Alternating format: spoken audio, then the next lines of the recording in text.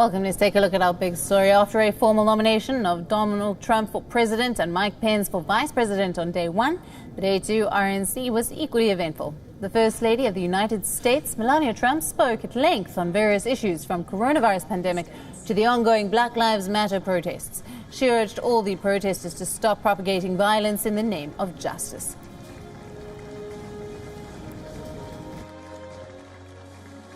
I like to call on the citizens of this country to take a moment, pause, and look at things from all perspectives.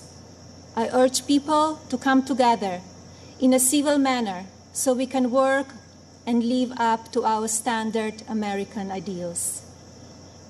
I also ask people to stop the violence and looting being done in the name of justice, and never make assumptions based on the color of a person's skin.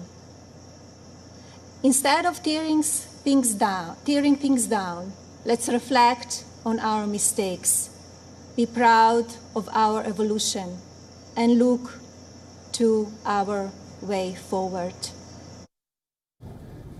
She also called upon the mothers of the nation to vote for Donald Trump, touting that he is the only one who will keep all their families safe. To mothers and parents everywhere, you are warriors. In my husband, you have a president who will not stop fighting for you and your families. I see how hard he works each day and night, and despite the unprecedented attacks from the media and opposition, he will not give up. U.S. Secretary of State Mike Pompeo also spoke at the Republican convention from Jerusalem. He is currently on a West Asia tour representing the United States in his ongoing efforts to establish Arab-Israeli connections, where he said that Trump has put his America First vision in action. He also spoke on the quote-unquote Chinese virus and Iranian Major General Qasem Soleimani's assassination. Pompeo went ahead to claim that Trump has wiped out the Islamic State of Iraq and the Levant completely with the killing of Abu Bakr al-Baghdadi. Iran threatened. The president approved a strike that killed the Iranian terrorist, Qasem Soleimani. This is the man most responsible for the murder and maiming of hundreds of American soldiers and thousands of Christians across the Middle East.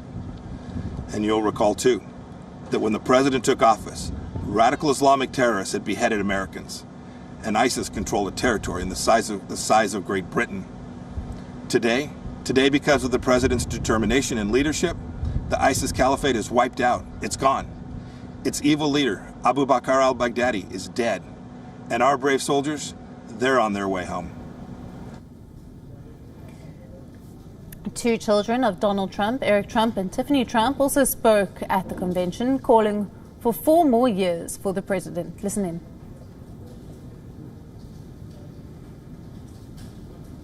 I'm proud of what you are doing for this country. I'm proud to show my children what their grandfather is fighting for. I'm proud to watch you give them hell. Never stop. Continue to be unapologetic. Keep fighting for what is right. You are making America strong again. You are making America safe again. You are making America proud again. And yes, together with a forgotten man and woman who are finally forgotten no more, you are making America great again. Dad, let's make Uncle Robert very proud this week. Let's go get another 4 years. I encourage you to see beyond the facade that so many other politicians employ. They mask themselves in disguises of decency as they try to pressure us to mask our own identities and beliefs. My father is the only person to challenge the establishment, the entrenched bureaucracy, big pharma, and media monopolies to ensure that Americans' constitutional freedoms are upheld and that justice and truth prevail. Apart from the virtual speeches, the event also featured videos of Trump naturalizing 5 people as official citizens of the United States. In a short pre-recorded speech, he said that the people who are originally from Bolivia, Lebanon, India, Sudan and Ghana have lived their lives lawfully on the American soil and have now been welcomed to the American family. The convention started off with President Trump granting full pardon to Nevada man John Ponder, convicted of bank robbery. Trump described Ponda's story as a beautiful testament to the power of redemption. Ponda has now founded a non-profit group for the prisoners seeking redemption. It is a little over 2 months to go for the U.S. presidential election.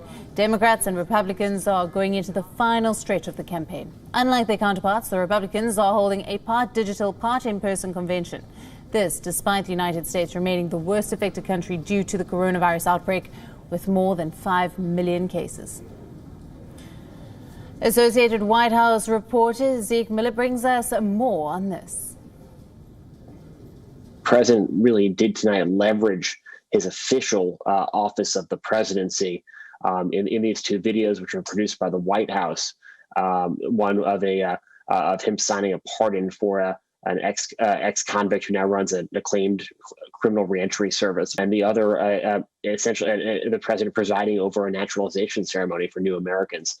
They are not trying to find or win over converts to the Trump cause. What they are trying to do is to take everybody who may like Donald Trump but may not love him, or loves Donald Trump but may not vote, and make sure they all come out and vote.